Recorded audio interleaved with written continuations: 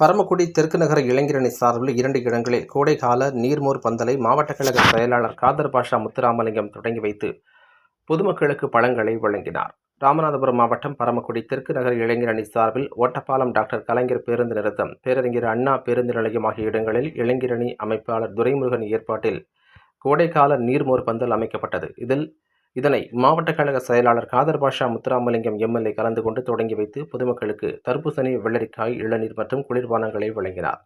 இந்த நிகழ்ச்சியில் பரமக்குடி சட்டப்பேரவை உறுப்பினர் முருகேசன், மாவட்ட இளைஞரணி அமைப்பாளர் சம்பத்ராஜா, முன்னாள் அமைச்சர் டாக்டர் சுந்தரராஜன், மாவட்ட இளைஞரணி துணை அமைப்பாளர் குமரகுரு, ஒன்றிய செயலாளர்கள் கிருஷ்ணமூர்த்தி, சக்தி, செயற்குழு உறுப்பினர் SMT அருளானந்து மற்றும் தெற்கு நகர் இளைஞரணி துணை அமைப்பாளர்கள் மற்றும் மகளிரணி அமைப்பாளர்கள் மற்றும் நகர்மன்ற உறுப்பினர்கள் மற்றும் ஒன்றிய நகர்கழக நிர்வாகிகள் கலந்து கொண்டனர்.